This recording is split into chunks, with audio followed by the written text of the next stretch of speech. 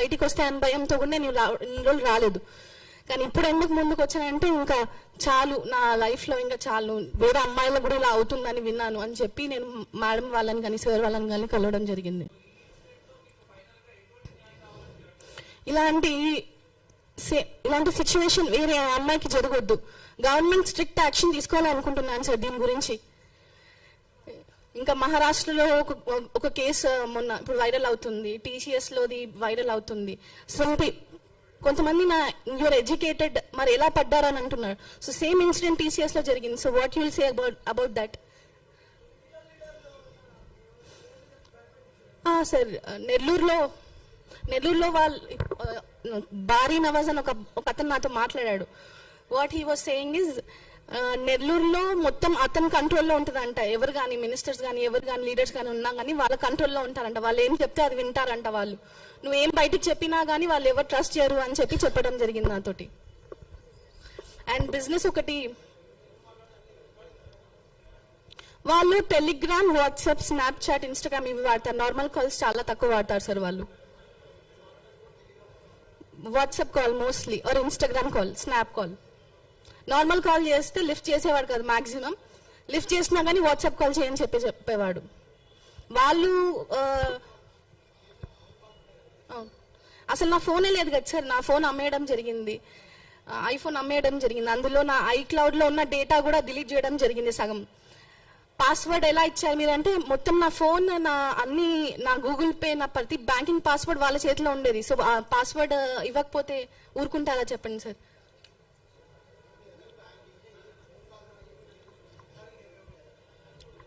అసలు నా దగ్గర హిస్టరీయే లేదు సార్. మెయిన్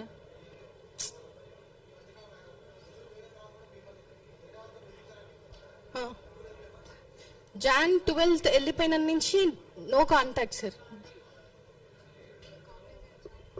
అండ్ నేను కాగ్నిజెంట్లో వర్క్ చేసేదాన్ని. అక్కడ కూడా సేమ్ ఇది, వాళ్ళ తమ్ముళ్ళే మా మేనేజర్స్ తోటి మాట్లాడారంట. అండ్ మా HR ఫోన్ చేసిన రోజు అతను నా పక్క నించోబెట్టి ఇదే చెప్పాలి నువ్వు అని చెప్పాడు. So then and there itself on the spot నా జాబ్ మానేపియడం జరిగింది సార్. అండ్ వాళ్ళ తర్వాత నాకు డిసెంబర్ ఆ టైంలో తెలిసింది వాళ్ళ బిజినెస్ ఒక ఫ్రాడ్ బిజినెస్, ఇలా ఇల్లీగల్ అకౌంట్స్ బిజినెస్ చేస్తారు. ఇప్పుడు కంపెనీది ఫ్రాంచైజ్ లాగా క్రియేట్ చేసి దానికి వచ్చిన అకౌంట్స్ని వేరే కంట్రీకి వాళ్ళకి ఇవ్వడము, అందులో crores and crores of money ఉన్నాయంటే ప్రెసెంట్ కూడా. సో బ్లాక్ మనీని వైట్ మనీలా కన్వర్ట్ చేయడం, మనీ లాండరింగ్ అవన్నీ చేసేవాళ్ళు అని చెప్పి ప్రూఫ్తో సహా నేను చూశాను సార్ వాళ్ళది. ఇది MSR tours and travels Natasha పేరు మీద చేస్తున్నానని చెప్పాడు సార్. అది దాని తర్వాత చూస్తే కేరళకి సంబంధించిన వాళ్ళ పేరు పైన ఉంది అది, MSR టూర్స్ అండ్ ట్రావెల్స్ అని చెప్పేది. అండ్ నన్ను వేరే కంట్రీ, మోస్ట్లీ దుబాయ్ వాళ్ళతో కల్పించాడు, మాట్లాడిపివ్వడం జరిగింది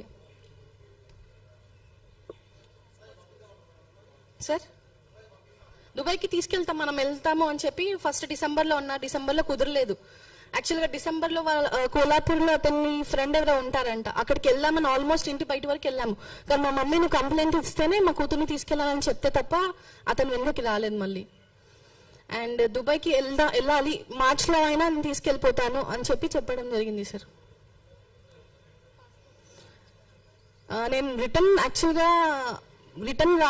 ఎందుకు వచ్చానంటే, హైదరాబాద్కి నా పాస్పోర్ట్ ఉంది ఇంట్లో, అది తీసుకోవడానికి కోసం రావడం జరిగింది. ఇక్కడికి వచ్చిన తర్వాత ఏం తెలిసిందంటే, ఆల్రెడీ వాళ్ళ ఫ్యామిలీ వాళ్ళు కానీ వాళ్ళ ఫ్రెండ్స్ కానీ మా మమ్మీకి అంటే బెదిరిస్తున్నారు, ఎక్కడ ఉన్నారు వీళ్ళు, మీరే దాచిపెట్టారు కదా, ఎందుకు తీసుకురావట్లేదు మీరు, అంటే మీ పరువు తీస్తాను అది ఇది అని చెప్పడం జరిగింది. ఆ రికార్డింగ్ కూడా ఉంది అనుకుంటా సార్ మా దగ్గర.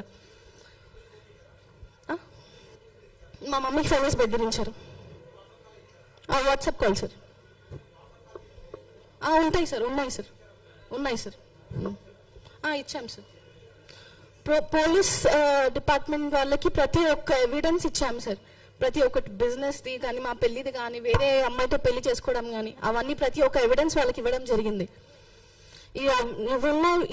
ఈ ఎవిడెన్స్ కూడా ఇవ్వడం జరిగింది. ఇది జస్ట్ నాకు తెలిసి ఒక 1% నా దగ్గర ఉన్న ఎవిడెన్స్లో.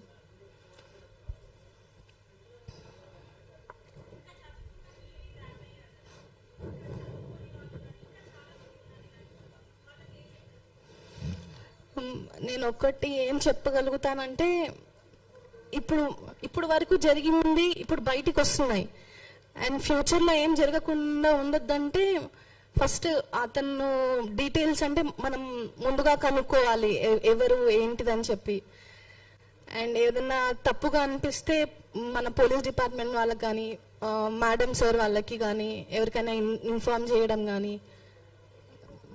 ఈ హిందూ అమ్మాయి అంటే మన హిందూస్ జోలికి అసలు రావద్దు అని చెప్పి నేను అది అలాంటి పనిష్మెంట్ వాళ్ళకి ఇవ్వాలని చెప్పి రిక్వెస్ట్ చేస్తున్నాను sir.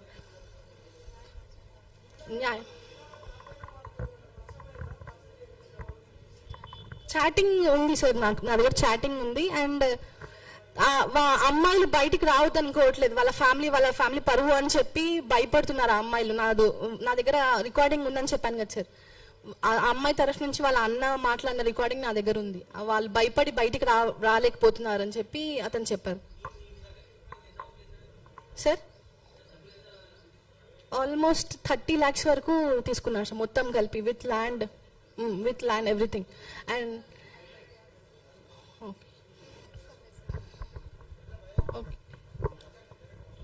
Transaction, online transaction.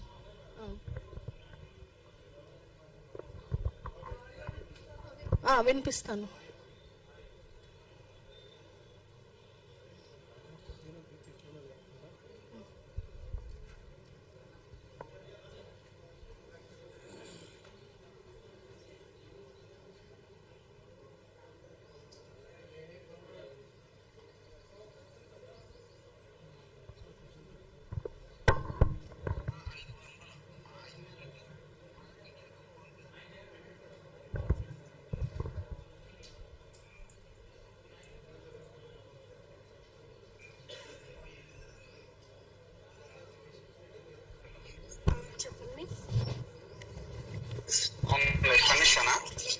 Sorry, నా పేరు పక్కన పెట్టింది కానీ మీకు నా నంబర్ ఎవరు ఇచ్చారన్నా? నవాజ్ పెళ్ళాం ఇచ్చిందమ్మా. ఏం పేరు? నవాజ్ పెళ్ళాం. పేరు నసీమా ఇచ్చింది. ఓకే, అప్పుడు మీరిద్దరు కొట్లాడుకుంటున్నారు కదా. Okay okay okay. మీరు అంటే కొట్లాడుకుంటే మీరు నా ఫోన్ ఎత్తలేదు అప్పుడు. అవునవును, పర్వాలేదు. బాగానే వాడిని మీడియాకి వెళ్తాడు, బాగానే వెళ్తాను. వాడిని అప్పుడంతా నాకు పట్టిస్తే నేను కూడా దూరతా ఎంటర్ అవుతాను. నేను రెడీ ఉన్నాను. కానీ ఒక్క నిమిషం అన్న, నేను ఒకటి మీకు, మీ దగ్గర 30 lakhs తీసుకున్నారు కదా, నా దగ్గర ఎంతో 35-40 వరకు పోయింది మాది. నా లైఫ్ పాడైపోయింది, వాళ్ళ తమ్ముళ్ళు నన్ను పాడు చేశారు. అవును, అయిపోయింది. అవును తెలుసు, వాళ్ళందరూ దొంగ నా కొడుకులు మొత్తం. ఫస్ట్ వాడి పేరు తెలుసు, అందరి నంబర్ నా కాడ ఉన్నాయి. మీరున్నారు కదా అన్న, ఎవరు అదే నవాజ్ ఉన్నాడు కదా, వాడు ఆల్రెడీ రేణుకాని అమ్మాయిని పెళ్లి చేసుకున్నాడంట కదా అన్న. వాడు నిన్ను చేసుకునేది 5వ దానివో 8వ దానివో, నువ్వు 3వ దాని కూడా మీడియా ముందు చెప్తున్నాడు. తప్పు అది. నువ్వు 5వ దానివో 8వ దానివో. నువ్వు నా నుంచి హెల్ప్ కావాలని నేను లైవ్ ఇస్తా. నేను కూడా రెడీగా ఉన్నాను. ప్లీజ్ నాకు కొంచెం హెల్ప్ చేయండి అన్న. నాకు ఏంటంటే వాళ్ళందరూ నా మీద, ఈ రికార్డింగ్ లో మీరు విన్నారనుకుంటా, నేను 5వ దాన్నో 8వ దాన్నో కూడా కన్ఫర్మ్ గా తెలియదు అని చెప్పి. ఈ రికార్డింగ్ నేను మీకు పంపించమంటే నేను పంపిస్తాను. అది మీరు ఫర్దర్ గా మీరు మీ గ్రూప్ లో షేర్ చేసుకోవచ్చు అని. సారీ, మేమా Hyderabad, Kukatpally.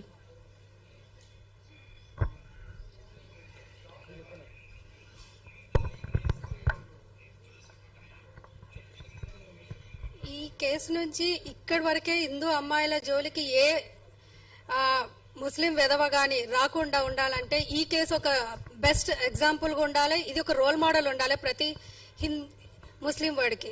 So this is the last ఉండాలి కేసు. మళ్ళీ ఎలాంటి వాడు ఏ హిందూ అమ్మాయి జోలికి వస్తే వాడికి ఎలాంటి పనిష్మెంట్ ఉంటుందో అంటే ఇక్కడ వచ్చే జడ్జిమెంట్ వల్లనే వాడికి ఒక రియలైజేషన్ ఉండాలి అట్లాంటి వాళ్ళ కోసమని మేము పోరాడుతున్నాము.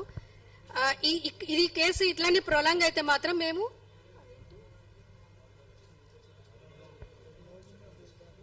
మహారాష్ట్రలో చట్టాలు వచ్చాయి కదా, అలాంటి చట్టం కూడా మన తెలంగాణలో రావాలని మేము గట్టిగా గవర్నమెంట్ ని రిక్వెస్ట్ చేస్తున్నాము. ఇది మళ్ళీ రిపీట్ అవ్వదు. మనం మళ్ళీ లవ్ జిహాద్ అనే పేరు మనం వినవద్దు.